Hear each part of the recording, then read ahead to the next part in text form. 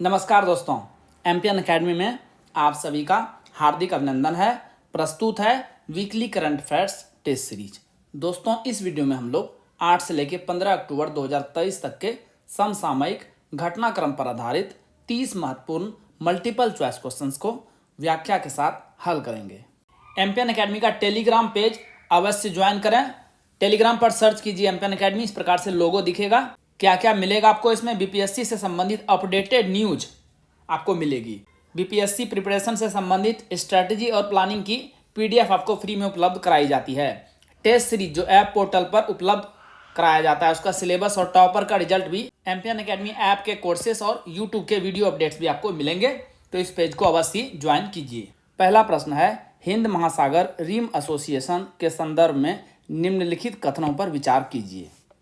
एक एक कर सभी को देखते हैं। इसका सचिवालय मालदीव में है? नहीं, इसका सचिवालय है मॉरिशस में।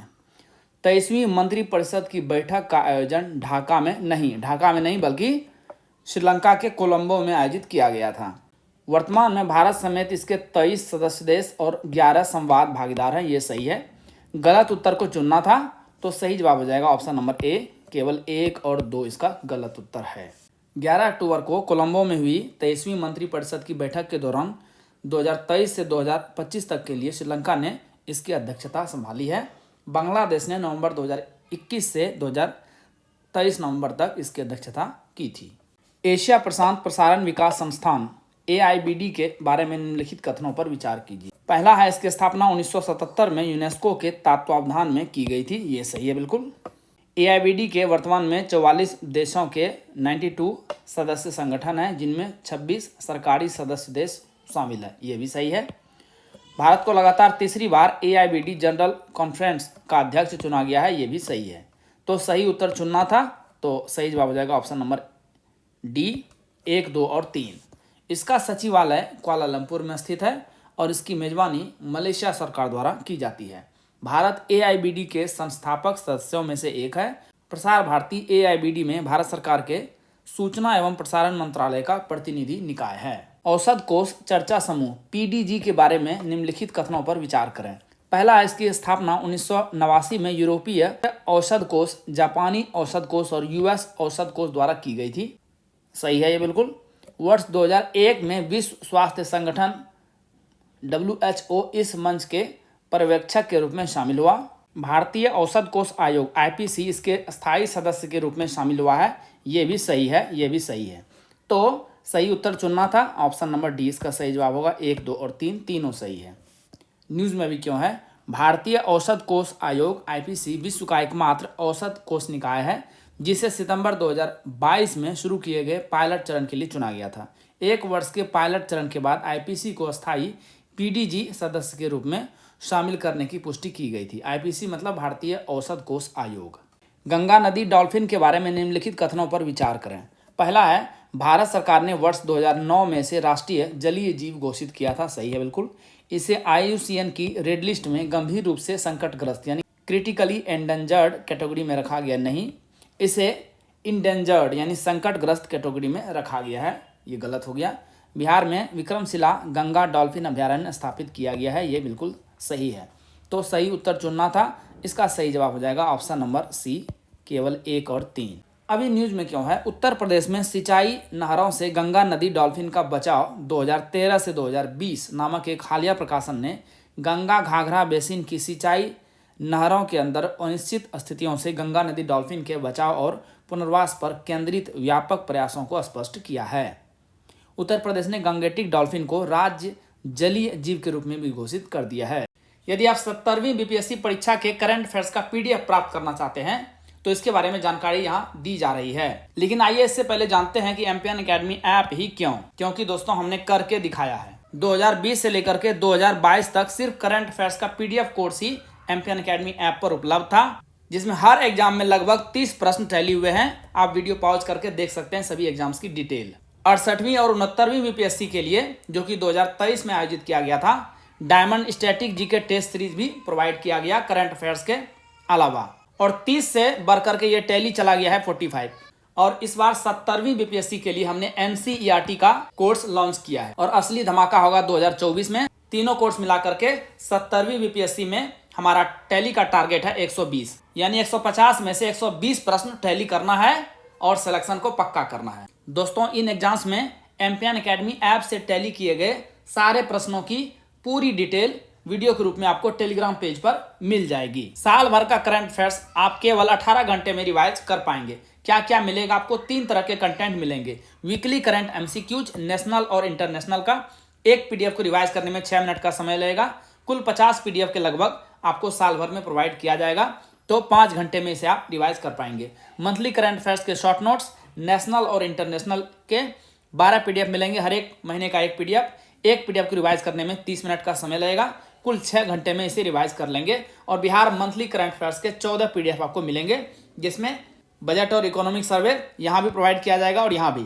एक पीडीएफ को रिवाइज करने में 30 मिनट, कुल 7 घंटे। इस प्रकार से 18 घंटे में साल भर का करंट अफेयर्स आप एक बार रिवाइज कर पाएंगे। एम्पियन एकेडमी ऐप पर 2 प्रकार के टेस्ट सीरीज आपको मिलेंगे। एक है एनसीईआरटी टेस्ट सीरीज, बिल्कुल न्यू बीपीएससी और यूपीएससी स्टाइल वाले एमसीक्यूज आपको मिलेंगे।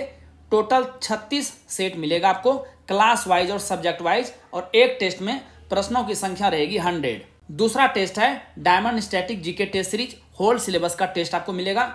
एक टेस्ट में 120 प्रश्न रहेंगे और सेट की संख्या रहेगी 25। दोनों टेस्ट सीरीज आपको निगेटिव मार्किंग के साथ उपलब्ध है। आपको 70वीं बीपीएससी प्रारंभिक परीक्षा के ये पीडीएफ और टेस्ट सीरीज मिलेगा कैसे? गूगल प्ले स्टोर पर एम्पियन एकेडमी टाइप कीजिए, इस तरह का लोगो दिखेगा, ऐप को इंस्टॉल कीजिए। ओटीपी देने के बाद ऐप खुलेगा। स्टोर सेक्शन में नीचे चले जाइएगा, वहां पर आपको कोर्सेस मिलेंगे। 3 प्रकार के कोर्सेस उपलब्ध हैं। करंट अफेयर्स पीडीएफ कोर्स 70वीं बीपीएससी के लिए, टेस्ट सीरीज 2 प्रकार के एनसीईआरटी और diamond static GK test series.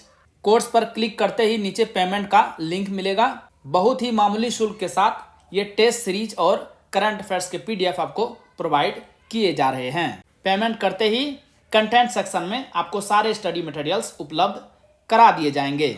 Shri Ram लिंगा स्वामी के बारे में निम्नलिखित में से कौन सा कथन गलत है?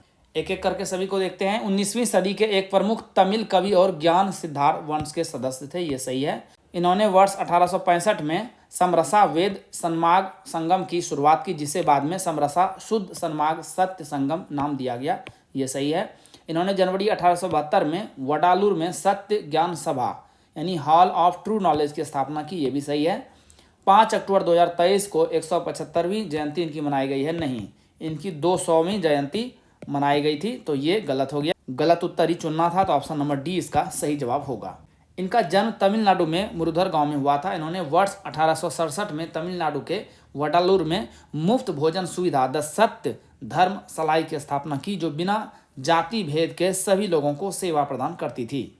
गाजा पट्टी के बारे में निम्नलिखित कथनों पर विचार करें।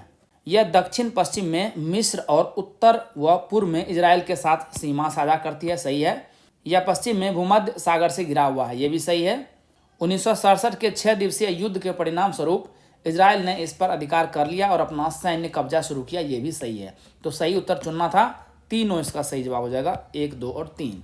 इजराइल और हमास आतंकवादियों के बीच हाल ही में बढ़े संघर्ष के कारण गाजा पट्टी वैश्विक सुर्खियों में आ गया है। इस उथल पुथल के बीच इजराइल के रक्षा मंत्री ने क्षेत्र के आवश्यक संसाधनों को बंद करते हुए गाजा पट्टी की पूर्ण घेराबंदी की घोषणा की। कस्तूरी कपास कार्यक्रम के बारे में निम्नलिखित कथनों पर विचार करें। यह भारत में प्रीमियम गुणवत्ता वाले कपास के उत्पादन और उपलब्धता को बढ़ावा देने के लिए शुरू की गई एक पहल है, सही है।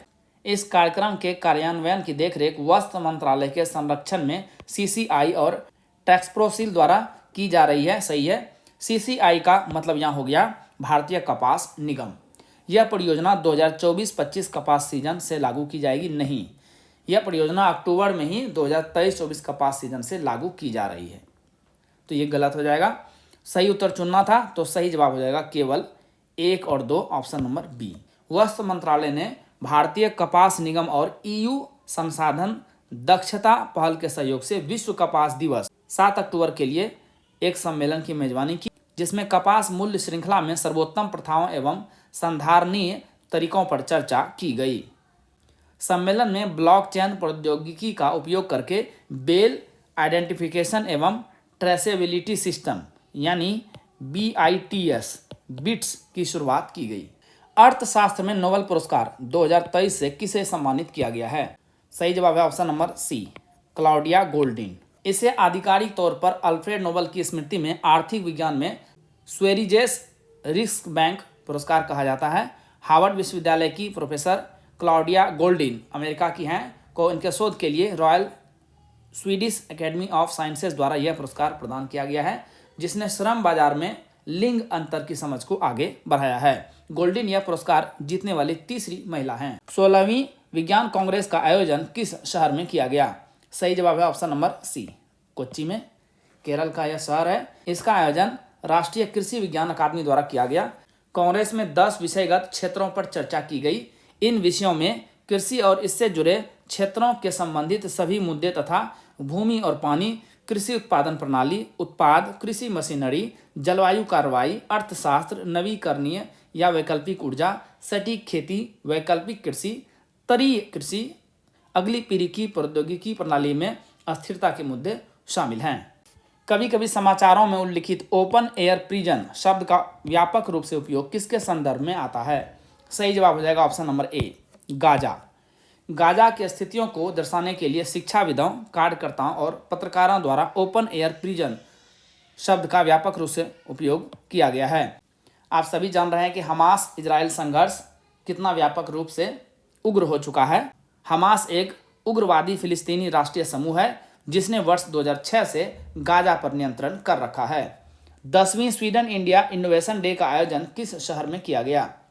सही जवाब है ऑप्शन नंबर डी, नई दिल्ली में। इस साल 9 स्वीडिश कंपनियों ने हरित प्रौद्योगिकी के क्षेत्र में निर्यात और निवेश की संभावनाओं को बढ़ाने के उद्देश्य से भारत स्वीडन नवाचार उत्प्रेरक के अंतर्गत भारत का दौरा किया, जिससे इस क्षेत्र में स्वीडन और भारत के बीच मजबूत संबंधों को बढ़ावा मिला। 2023 में दोनों देश राजनयिक संबंधों की 75वीं वर्षगांठ और अस्थायी भविष्य के लिए नवाचार साझेदारी पर स्वीडन भारत संयुक्त घोषणा की 5वीं वर्षगांठ मना रहे हैं। संस्कृति मंत्रालय ने विशेष स्वच्छता अभियान 3.0 के अंतर्गत स्वच्छता के लिए देश भर में कितने स्थलों को चिन्हित किया है? सही जवाब है ऑप्शन नंबर डी, 449। यह अभियान 15 सितंबर से 30 सितंबर तक प्रारंभिक चरण के साथ शुरू हुआ था। इस अवधि के दौरान अभियान के तहत दस्तावेजों के निपटान तथा सफाई के लक्ष्य निर्धारित किए गए हैं। इस अभियान का कार्यान्वयन 2 अक्टूबर से प्रारंभ हो चुका है और यह 31 अक्टूबर तक जारी रहेगा। भारतीय पुरातत्व सर्वेक्षण एक विशेष पहल के रूप में दिल्ली स्थित कुतुब मीनार और मध्य प्रदेश के सांची स्तूप पर स्वच्छता ही सेवा का आदर्श वाक्य दर्शा रहा है। किस देश की राष्ट्रपति सामिया सुलूहू हसन को जेएनयू द्वारा डॉक्टरेट की मानद उपाधि से सम्मानित किया गया है? सही जवाब है ऑप्शन नंबर डी, ये तंजानिया की राष्ट्रपति हैं। यह सम्मान प्राप्त करने वाली पहली महिला बन गई हैं। सामिया अपनी 4 दिवसीय भारत यात्रा पर आई थी। भारत और तंजानिया ने रक्षा सहयोग के लिए 5 साल का रोड मैप तैयार किया है। प्रधानमंत्री नरेंद्र मोदी और तंजानिया की राष्ट्रपति के बीच नई दिल्ली में हुई बातचीत के दौरान यह निर्णय लिया गया है। दक्षिण अफ्रीका के किस शहर में महात्मा गांधी की 8 फुट ऊंची प्रतिमा का अनावरण किया गया है? सही जवाब है option number D, Johannesburg. Mahatma Gandhi ने 20वीं सदी की शुरुआत में दक्षिण अफ्रीका के यहाँ पर वकील के तौर पर काम करने के दौरान इस आश्रम की स्थापना की थी। भारत के उच्चायुक्त प्रभात कुमार ने इस आदमकद प्रतिमा का अनावरण किया है। एक दिवसीय विश्व कप में संयुक्त रूप से सबसे तेज 1000 रन बनाने वाले बल्लेबाज कौन बन गए हैं? सही जवाब है ऑप्शन नंबर ए, डेविड वार्नर और रोहित शर्मा। डेविड वार्नर ने वनडे विश्व कप में 19 पारियों में 1000 रन पूरे किए थे। वहीं रोहित ने भी 19 पारियों में ही ऐसा कमाल कर दिखाया है। इनसे पहले सचिन तेंदुलकर और एबी डिविलियर्स ने 20-20 पारियों में यह कारनामा किया था।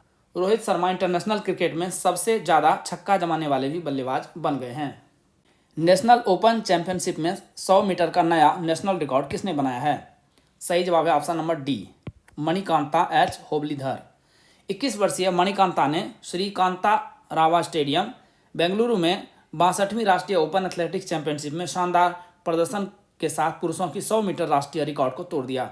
सेमीफाइनल हीट राउंड में मणिकांता ने 10.23 सेकेंड के समय के साथ फिनिश लाइन को पार किया और 2016 में आमिया कुमार मलिक द्वारा निर्धारित पिछले रिकॉर्ड कितना था 10.26 सेकेंड को तोड़ दिया। भारत ने इजराइल से लौटने के इच्छुक अपने नागरिकों की सहायता के लिए कौन सा अभियान शुरू किया है? सही जवाब है ऑप्शन नंबर ए, ऑपरेशन अजय। यह घोषणा गाजा पट्टी में हमास उग्रवादियों को लक्षित करने के उद्देश्य से इजराइल द्वारा चलाए जा रहे सैन्य अभियानों को देखते हुए की गई थी। पहली फ्लाइट में 212 भारतीयों को इजराइल से सुरक्षित लाया गया है। इजराइल द्वारा यह कार्रवाई उनकी सीमाओं के भीतर हुए एक गंभीर और हिंसक हमले के जवाब में की गई थी। वार्षिक संयुक्त मानवीय सहायता और आपदा राहत HADR अभ्यास चक्रवात 2023 का आयोजन किसके द्वारा किया गया? सही जवाब है ऑप्शन नंबर ए, भारतीय नौसेना, इंडियन नेवी।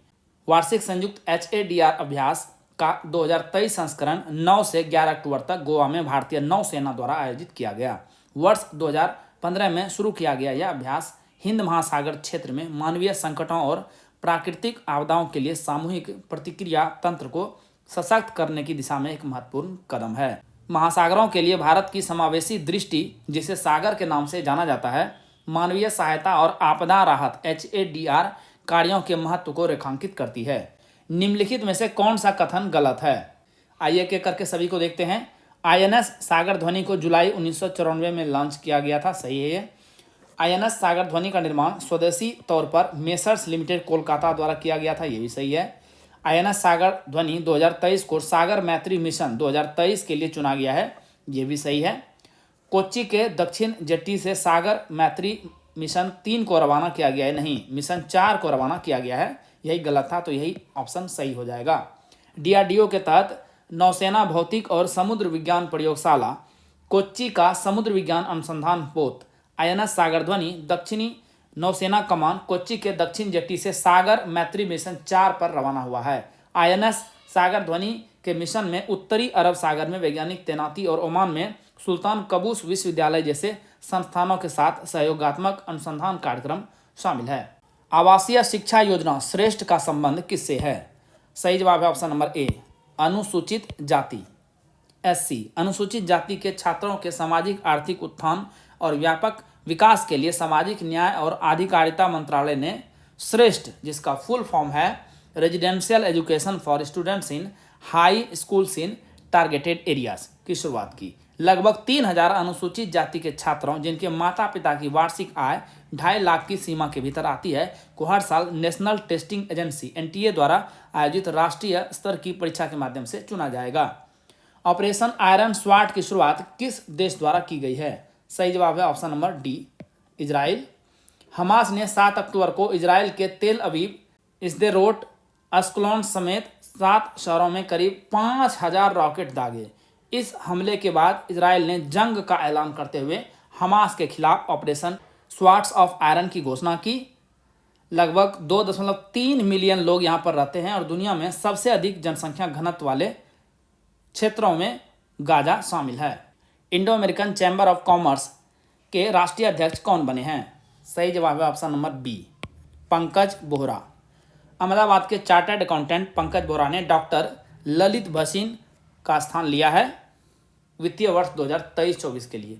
IACC के भारत में 14 कार्यालय सहित अमेरिका में 27 साझेदार संगठन है जो भारत और अमेरिका के बीच द्विपक्षीय व्यापार और निवेश को बढ़ावा देने में मदद करता है। Indo American chamber of commerce की स्थापना 1968 में की गई थी। G20 parliament speakers summit P20 का आयोजन किस शहर में किया गया? सही जवाब है ऑप्शन नंबर सी, नई दिल्ली। PM मोदी ने 13 अक्टूबर को इस सम्मेलन का उद्घाटन किया। उपराष्ट्रपति जगदीप धनखड़ ने 9वें G20 संसदीय अध्यक्ष शिखर सम्मेलन P20 के अवसर पर भाग लेने वाले देशों के प्रतिनिधियों की मेजबानी की। देश इस बात पर सहमत हुए हैं कि वे सतत विकास लक्ष्य, महिला नेतृत्व वाले विकास, हरित ऊर्जा और डिजिटल सार्वजनिक बुनियादी ढांचे के लिए मिलकर काम करेंगे। सरस्वती सम्मान 2022 से किसे सम्मानित किया गया? सही जवाब है option number A, Shiv Shankari. Tamil लेखिका शिव शंकरी को इनके संस्मरण यानी जीवनी सूर्य वामसम के लिए यह सम्मान मिला है।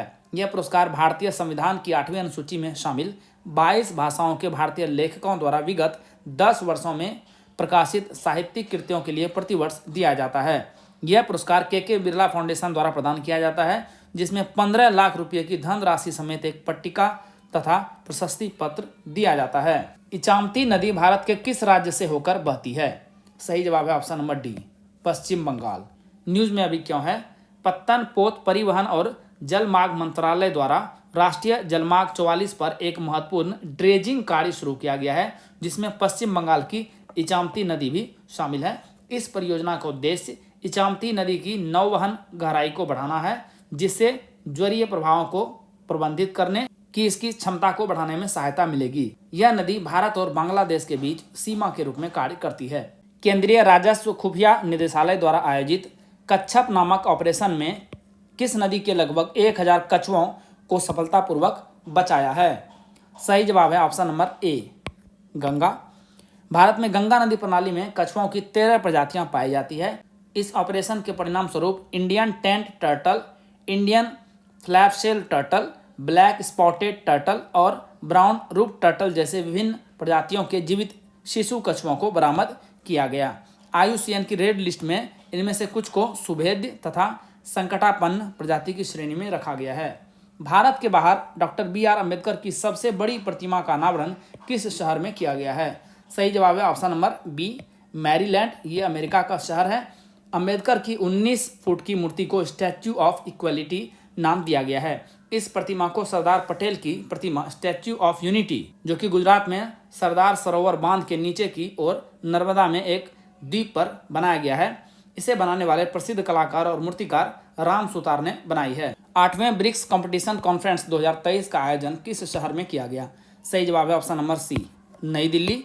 राष्ट्रीय कंपनी कानून अपीलीय प्राधिकरण NCLT के अध्यक्ष न्यायमूर्ति अशोक भूषण ने 8वें ब्रिक्स कंपटीशन कॉन्फ्रेंस 2023 का उद्घाटन किया। भारतीय प्रतिस्पर्धा आयोग CCI द्वारा इसकी मेजबानी 11 से 13 अक्टूबर तक की गई। इसमें ब्रिक्स प्रतिस्पर्धा प्राधिकरणों के प्रमुखों सहित कई अंतर्राष्ट्रीय संगठनों के प्रतिनिधियों ने भाग लिया।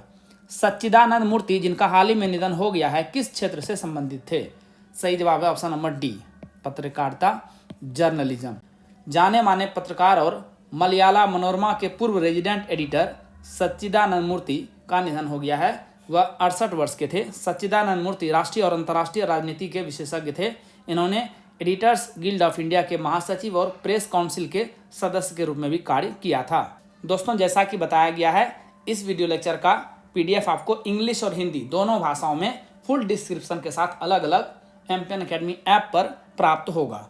दोस्तों, इन PDF के सहारे आप इस वीडियो लेक्चर को आसानी से 5 से 6 मिनट में रिवाइज कर पाएंगे, जिससे आपका बहुत सारा समय बचेगा, जिसे आप स्टैटिक पोर्शन पर खर्च करके अपने टाइम को बेटर मैनेज कर सकते हैं। दोस्तों, एमपीएन अकेडमी ऐप का लिंक आपको इस वीडियो के डिस्क्रिप्शन बॉक्स और पिन्ड कमेंट सेक्शन में प्रोवाइड करा दिया जाएगा। चलिए अंतिम प्रश्न को हल करते हैं। फोर्ब्स की वर्ल्ड बेस्ट एम्प्लॉयर्स 2023 सूची में शामिल होने वाला एकमात्र भारतीय PSU कौन बन गया है? सही जवाब है option number C, NTPC। NTPC विश्व रैंकिंग में शीर्ष 700 कंपनियों में से 261वें नंबर पर है। फोर्ब्स हर वर्ष शीर्ष 700 कंपनियों की पहचान करने के लिए यह लिस्ट जारी करता है। यह NTPC के प्रगतिशील और PLF से पहले लोग दृष्टिकोण को मान्यता देता है। गुरदीप सिंह NTPC के अध्यक्ष और प्रबंध निदेशक है और इस संस्था का मुख्यालय नई दिल्ली में स्थित है।